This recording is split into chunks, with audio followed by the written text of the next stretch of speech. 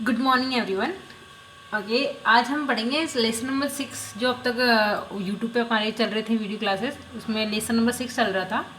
उसमें हम लोगों ने 3 पार्ट तो ऑलरेडी अपलोड कर दिए, जिसमें 3 पार्टों में हम लोगों ने बात की थी अम्लीय मृदाओं के बारे में कि अम्लीय मृदाएँ क्या होती हैं।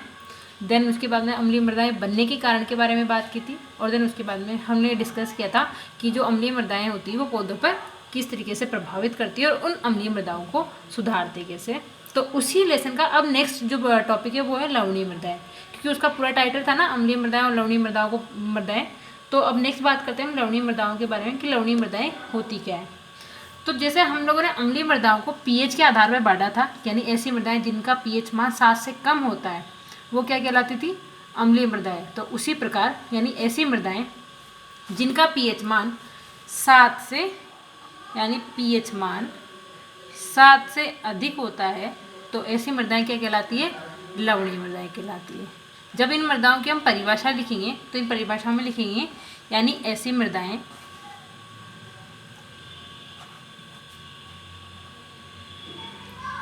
जिनका पीएच मान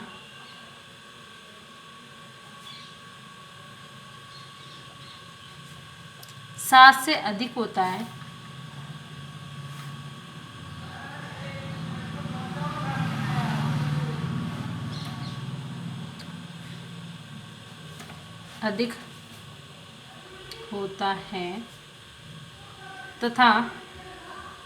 तथा जिनमें हानिकारक लवण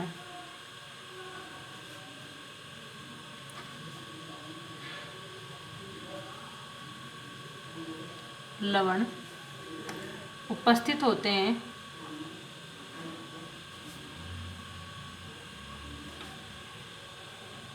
जो पौधों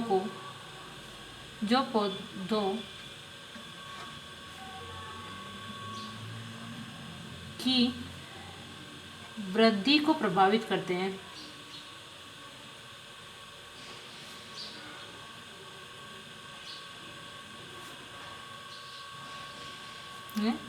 तो ऐसी मृदाएं क्या कहलाती है, लवणीय मृदाएं। यानी ऐसी मृदाएं जिनका पीएच मान 7 से अधिक होता है तथा जिनमें हानिकारक लवण उपस्थित होते हैं।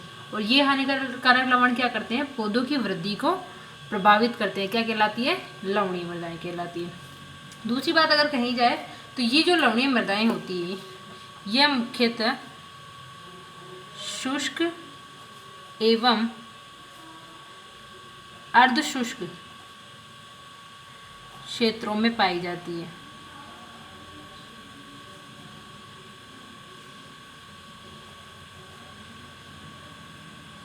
ठीक है। नेक्स्ट इसके बाद बात करेंगे हम कि लवणीय मृदाएं बनने के कारण, यानी जो मृदाएं होती है जो लवणीय बनती है उसके पीछे कुछ रीज़न होते हैं। तो हम अब उन लवणीय मृदाएं बनने के कारणों के बारे में डिस्कस करेंगे। तो नेक्स्ट टॉपिक होगा हमारा लवणीय मृदाएं बनने के कारण। पहला कारण होता है शुष्क जलवायु, यानी लवणीय मृदाएं बनने का सबसे मेन पहला कारण होता है शुष्क जलवायु। शुष्क जलवायु कैसे कि जो लवणीय मृदाएं होती है उनकी सतहों पर क्या होते हैं, हानिकारक। ये लवणीय मृदाएं माना ये हमारी मृदा की सतह है और इस मृदा की सतह पर क्या पाए जाते हैं, हानिकारक लवण पाए जाते हैं। जैसे बारिश होती है ये क्या करते हैं, ये लवण इस जल के साथ मृदा सतह के नीचे चले जाते हैं और एकत्रित हो जाते हैं। और जैसे ही बारिश का मौसम निकलता है वापस से टेम्परेचर ज़्यादा होता है या गर्मियाँ पड़ती है तो उसमें क्या होता है, वाष्पीकरण की क्रिया होती है। और वाष्पीकरण की क्रिया के द्वारा यह जल लवण युक्त जल जब बाहर आता है तो ये लवण युक्त जल के बाहर आने के कारण जल वाष्पीकरण की क्रिया के कारण खुद तो वहाँ से वाष्पीकृत हो जाता है और मृदा सतह पर क्या हो जाते हैं, ये लवण एक सफ़ेद पपड़ी के रूप में इकट्ठा हो जाते हैं, जिसे हम घरेलू भाषा में या गांव बोलचाल वाली भाषा में ऊसर भी कहते हैं। तो ये जो लवण होते हैं ये क्या करते हैं, मृदा सतह पर इकट्ठे हो जाते हैं और मृदा को लवणीय बना देते हैं। यानी तो पहला कारण समझ में आ गया, शुष्क जलवायु, जिसमें हम क्या लिखेंगे, अगर हमें एग्जाम में लिखना होगा तो हम कैसे लिखेंगे कि ऐसे क्षेत्र जहाँ का तापमान ज़्यादा होता है या जलवायु शुष्क पाई जाती है, तो वहाँ पर क्या होता है, बारिश जल के साथ मृदा सतह पर उपस्थित लवण घुलकर मृदा की नीचे वाली सतह पर चले जाते हैं, और यही लवण जब तापमान अधिक होता है तो उसी जल के साथ वापस मृदा सतह पर आ जाते हैं, जहाँ से जल वाष्पीकरण की क्रिया के कारण वायुमंडल में चला जाता है, और ये जो हानिकारक लवण होते हैं ये एक सफ़ेद पपड़ी के रूप में मृदा सतह पर उपस्थित होते हैं। इसी प्रकार अब बात करते हैं लवणीय मृदाएं बनने का दूसरा कारण होता है लवणीय जल से सिंचाई।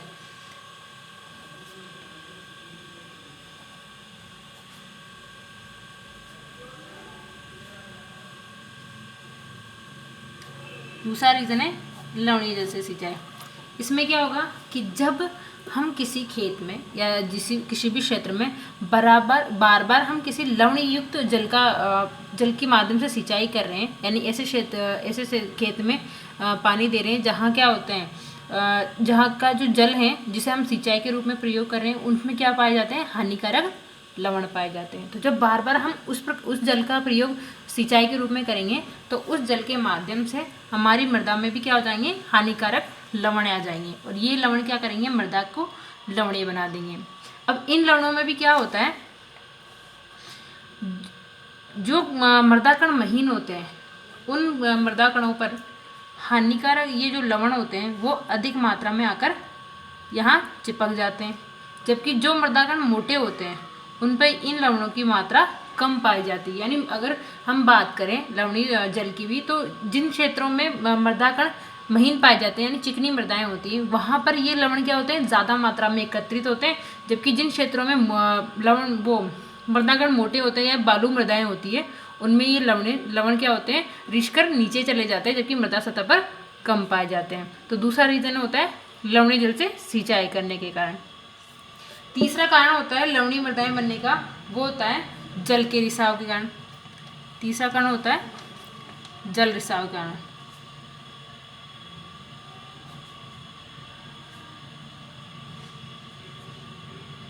अच्छा, जल रिसाव के कारण कैसा, आप सब लोगों ने देखा होगा, नहर के आसपास वाला क्षेत्र देखा होगा कि माना कि नहर के आसपास वाला जो क्षेत्र होता है उसमें क्या होता है, नहर का जो जल होता है वो रिस कर पास वाले क्षेत्र में आ जाता है, जिसे हम सीपेज कहते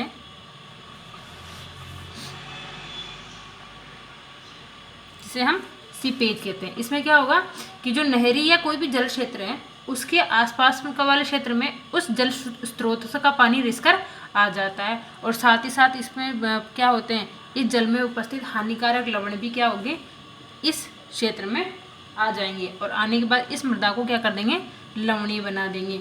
ठीक है, तो ये समझ में आया कि इसमें क्या होगा कि कोई भी जल स्रोत होता है उसके आसपास वाले क्षेत्र में उस जल स्रोत से पानी रिसकर मुख्य खेत में आ जाता है, जिसके कारण वहाँ पर विभिन्न प्रकार के हानिकारक लवण एकत्रित हो जाते हैं, और ये लवण क्या कर देते हैं, मृदा को लवणीय बना देते हैं। चौथा कारण होता है मृदा के लवणीय बनने का, वो होता है अपर्याप्त जल निकास। यानी अगर हमारे खेत में पर्याप्त मात्रा में जल निकास की सुविधा नहीं है तो वो समस्या भी क्या कर देती है, हमारे खेत को लवणीय बना देती है। कैसे,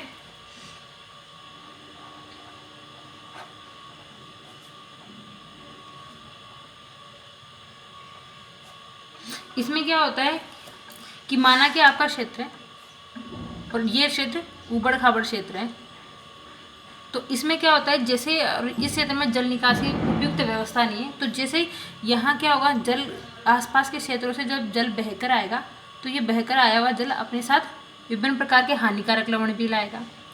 जब इस क्षेत्र में उपस्थित ये जल क्या करेगा, इन हानिकारक लवणों को यहीं छोड़ देगा, जो क्या करेंगे, मृदा की निचली सतहों में चले जाएंगे, और जैसे ये जल सूखता है, सूखने के बाद वाष्पीकरण की क्रिया के द्वारा वापस ये लवण क्या हो जाएंगे, ऊपरी सतह पर आ जाएंगे और मृदा को क्या बना देंगे, लवणीय बना देंगे। तो लवणीय मृदा बनने का नेक्स्ट जो सबसे इम्पोर्टेंट कारण है वो है अपर्याप्त जल निकास। यानी जब खेत में अपर्याप्त जल निकास की व्यवस्था नहीं होती पर्याप्त मात्रा में, तो वहाँ से बहकर आने वाला जो जल है वो अपने साथ जितने भी हानिकारक लवण लाता है वो क्या करता है, उसी क्षेत्र में छोड़ देता है, जो क्या करते हैं, उस क्षेत्र को लवणीय बना देते हैं। नेक्स्ट कारण होता है उच्च भूमि जल स्तर।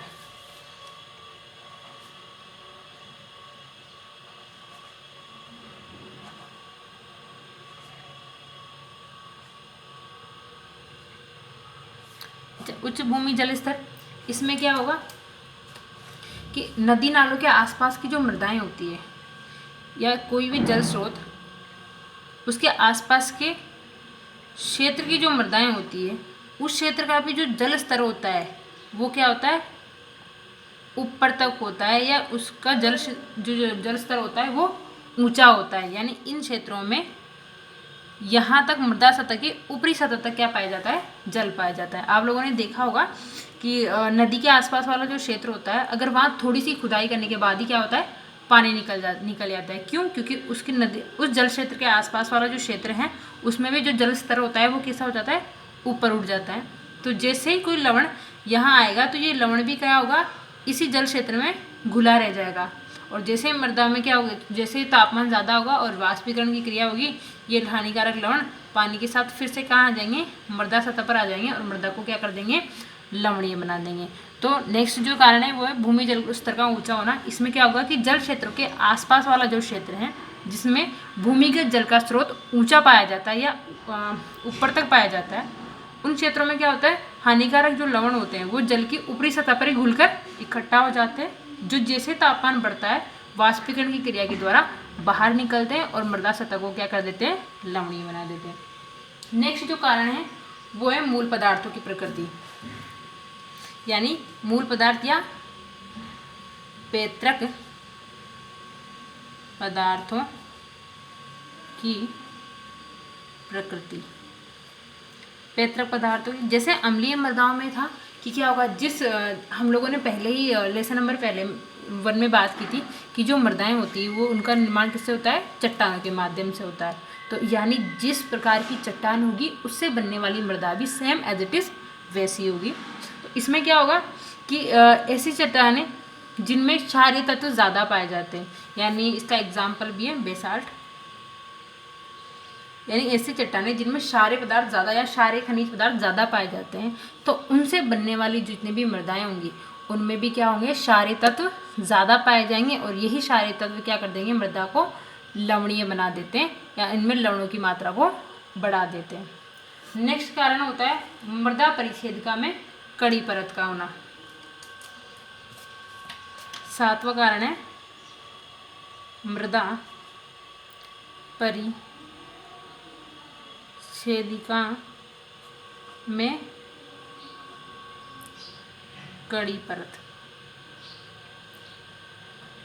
मृदा परिच्छेदिका लेसन नंबर हम 1 में पढ़ा था कि जो मृदाएं होती है उसमें क्या होती है, विभिन्न संस्तर पाए जाते हैं, जैसे ए संस्तर, बी संस्तर, सी संस्तर, आर संस्तर या ओ संस्तर, इस प्रकार संस्तर पाए जाते हैं।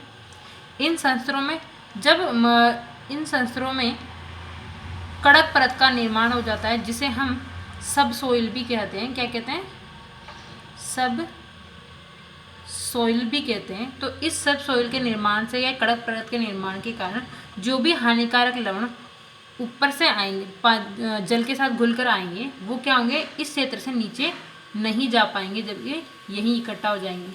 जब ये लवण यहाँ इस कड़ी परत के ऊपर इकट्ठा हो जाएंगे तो जैसे गर्मियों में तापमान बढ़ेगा तो ये लवण वापस क्या करेंगे, जल के साथ ऊपरी सतह पर आ जाएंगे और मृदा को कैसी कर देंगे, लवणीय बना देंगे। तो लवणीय मृदा बनने का एक कारण ये भी होता है कि मृदा परिच्छेदिकाओं में कड़ी परत का निर्माण होना, यानी अगर जब मृदा के संस्तरों में एक कड़ी परत का निर्माण हो जाता है या कड़क परत बन जाती है, जो क्या करेगी, विभिन्न प्रकार के हानिकारक लवणों को नीचे नहीं जाने देगी, जिसकी वजह से ये लवण आसानी से मृदा सतह पर आकर मृदा को क्या कर देंगे, लवणीय बना देंगे। लास्ट जो इसका रीज़न है वो है क्षारीय उर्वरकों का प्रयोग।